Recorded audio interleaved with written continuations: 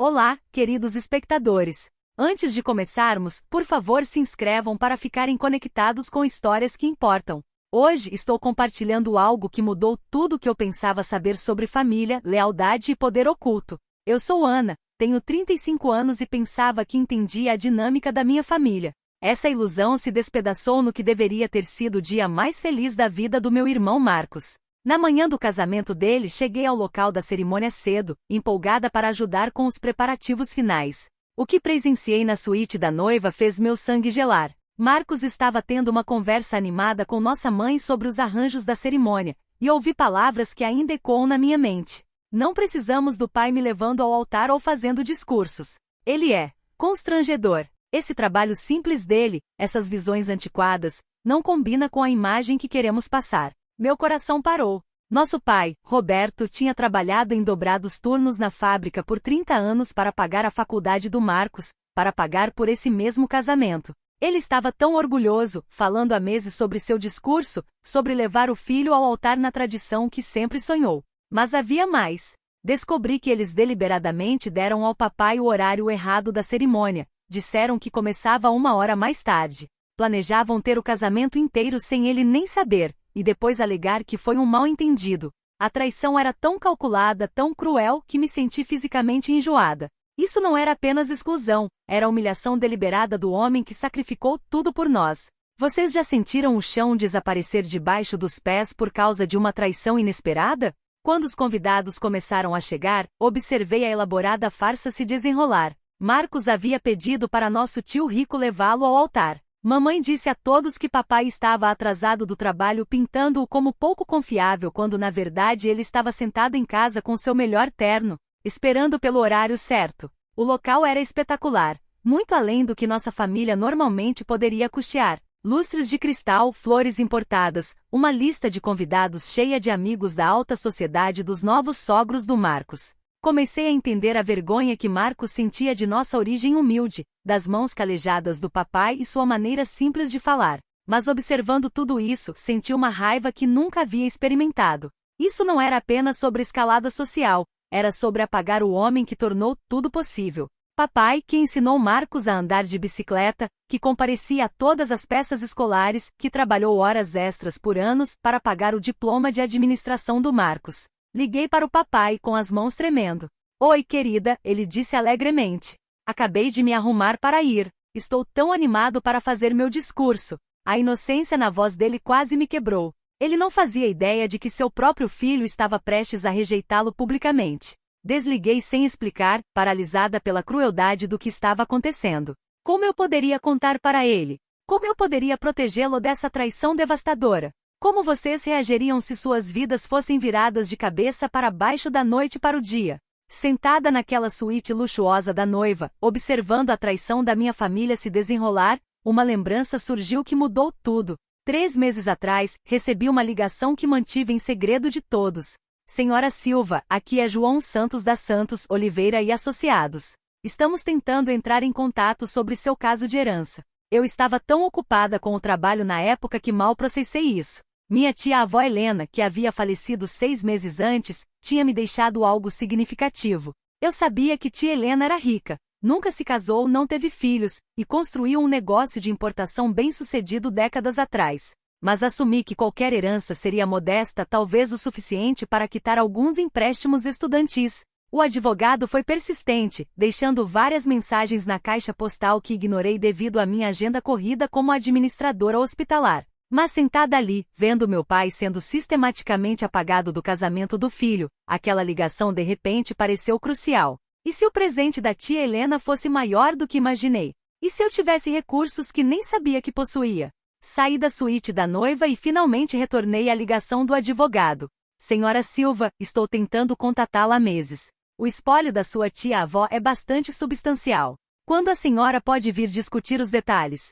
Algo no tom dele fez meu pulso acelerar. Havia mais nessa história, muito mais. Vocês já tiveram a sensação de que há mais por trás de uma história do que aparenta? Na manhã seguinte, sentei no escritório revestido de mogno do advogado, meu mundo completamente reescrito. Tia Helena não era apenas rica, ela foi extraordinariamente bem-sucedida. Seu negócio de importação cresceu até se tornar um império multimilionário, com propriedades em 3 estados e carteiras de investimento que faziam minha cabeça rodar. Ela deixou tudo para a senhora Silva, explicou Santos, deslizando documentos pela mesa. O negócio, as propriedades, os investimentos.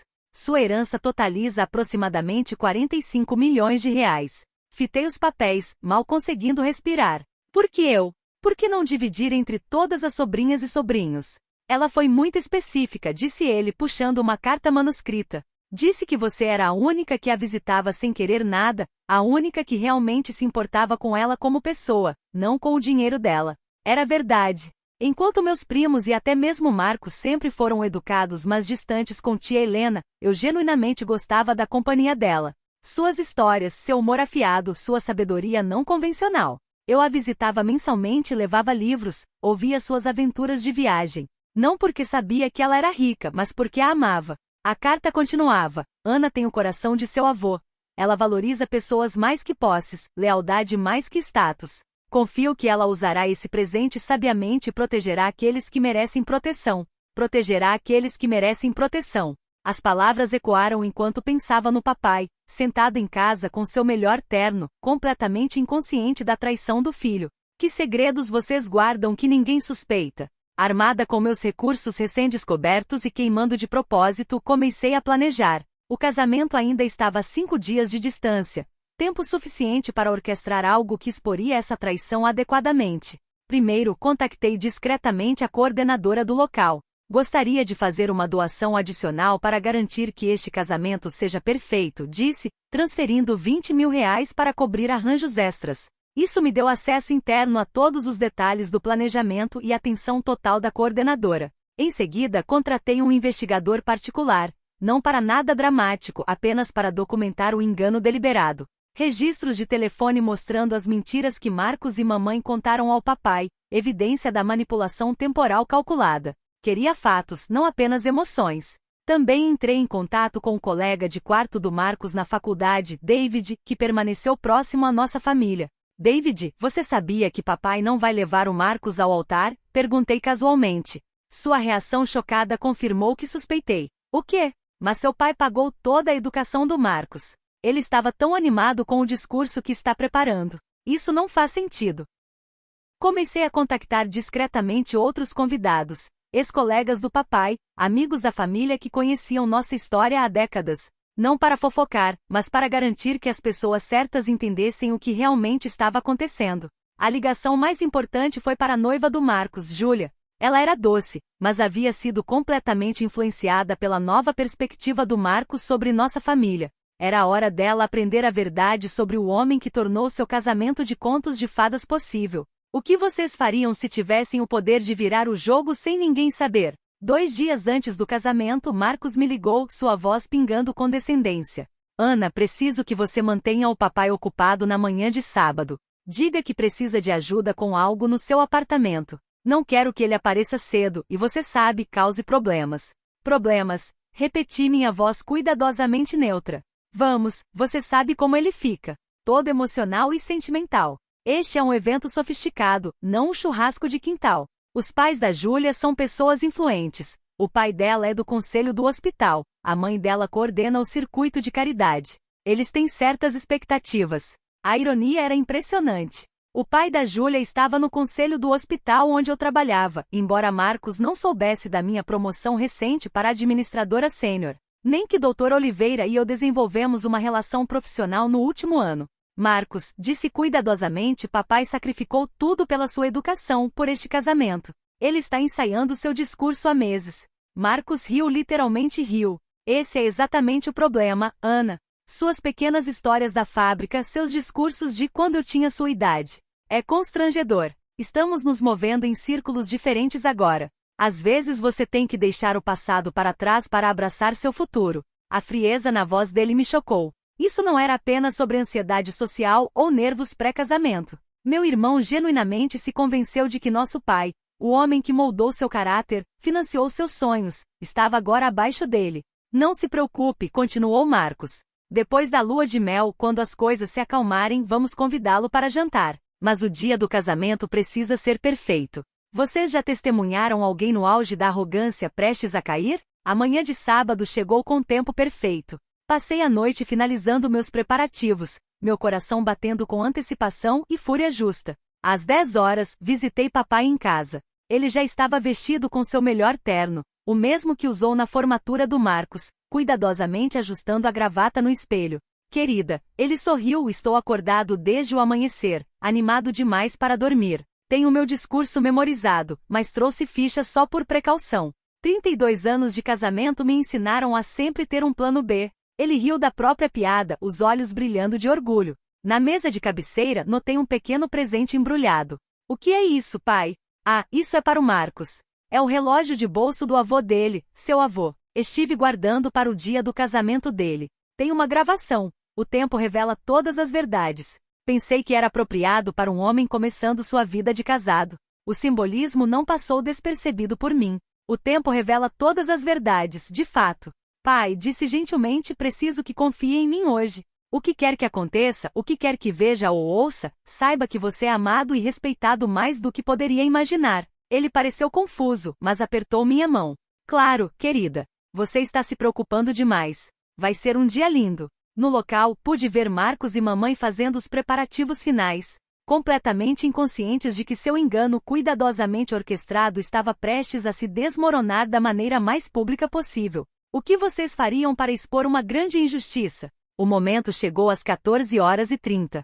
Papai entrou no local, exatamente no horário que lhe foi dado, esperando encontrar preparativos pré-cerimônia. Em vez disso, encontrou um casamento em pleno andamento, seu filho já no altar, nosso tio na posição que deveria ter sido dele. Observei o rosto do papai se despedaçar quando a realidade bateu. A confusão, a dor, a compreensão devastadora do que havia sido feito com ele. Outros convidados começaram a notar sua chegada, sussurrando entre si. Foi então que me levantei. Com licença, disse, minha voz ecoando pelo local elegante. Antes que estes votos continuem, há algo que todos precisam saber. O oficiante pausou. Marcos parecia horrorizado. Mamãe empalideceu. Mas continuei, minha voz firme e clara. 3 dias atrás, descobri que meu pai, o homem que criou Marcos, que trabalhou em turnos duplos para pagar sua educação, que sacrificou tudo para tornar este casamento possível, foi deliberadamente excluído desta cerimônia. Foi dado a ele o horário errado, disseram que não era necessário, porque meu irmão se envergonhava de sua origem humilde. Suspiros ondularam pela multidão. Os pais da Júlia pareciam chocados. Papai permaneceu congelado na porta. Mas aqui está o que meu irmão não sabe, continuei, puxando documentos oficiais. 3 meses atrás, herdei 45 milhões de reais da nossa tia-avó. Poderia ter usado esse dinheiro para elevar o status da nossa família, para nos tornar aceitáveis ao seu novo círculo social. Em vez disso, escolhi fazer outra coisa. Virei-me para encarar Marcos diretamente. Doei 2 milhões de reais para o hospital infantil em nome do papai. A ala pediátrica Roberto Silva honrará um homem que entende o valor do sacrifício e amor incondicional. O silêncio era ensurdecedor. Qual foi a maior virada de jogo que vocês já testemunharam? O local explodiu em sussurros e conversas chocadas. Júlia irrompeu em lágrimas, não de alegria, mas de vergonha e confusão. Seus pais se aproximaram do papai imediatamente, doutora Oliveira estendendo a mão com respeito. Senhor Silva, disse doutora Oliveira alto o suficiente para todos ouvirem. Não fazia ideia de que estávamos na presença de um benfeitor tão generoso. O conselho do hospital é profundamente grato pela doação da sua filha em sua honra. Marcos ficou parado no altar, seu rosto passando por descrença, raiva e horror crescente ao perceber a magnitude de seu erro. Ana, você não pode simplesmente não é assim, podemos resolver isso. Resolver o que, Marcos? Respondi. O fato de que tentou apagar nosso pai do seu casamento? O fato de que contou várias mentiras para excluir o homem que tornou seu sucesso possível? Ou o fato de que assumiu que eu era tão pobre e impotente quanto acreditava que o papai fosse? Júlia se aproximou do papai, lágrimas escorrendo pelo rosto. Senhor Silva, sinto muito. Eu não sabia. Marcos me disse que o senhor estava ocupado demais com trabalho para participar. Nunca teria concordado com isso se soubesse a verdade. Os convidados do casamento agora olhavam abertamente e sussurravam. A imagem cuidadosamente construída do Marcos estava desmoronando em tempo real. Seus novos sogros pareciam horrorizados, não com a presença do papai, mas com o caráter do Marcos. Mamãe tentou salvar a situação. Ana, isso é um mal-entendido. Podemos explicar? Não, interrompi. Esta foi uma traição calculada, e todos aqui merecem saber a verdade sobre o tipo de homem que estão celebrando hoje.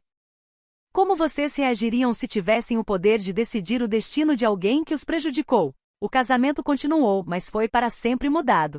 Papai, com dignidade silenciosa, recusou-se a levar Marcos ao altar. Essa honra já foi dada a outra pessoa. Mas ficou de pé quando o oficiante perguntou se alguém se opunha à união. Não me oponho a este casamento, disse papai suavemente, mas me oponho a começá-lo com engano e vergonha. Um casamento construído sobre rejeição da família não resistirá ao teste do tempo. A família da Júlia insistiu que papai se sentasse na primeira fileira e fosse convidado a falar durante a recepção. Seu discurso, aquele que havia preparado tão cuidadosamente, fez metade do salão chorar. Ele falou sobre amor incondicional, sobre os valores que importam mais que dinheiro, sobre como o verdadeiro sucesso é medido pelos relacionamentos que nutrimos, não pelos que abandonamos.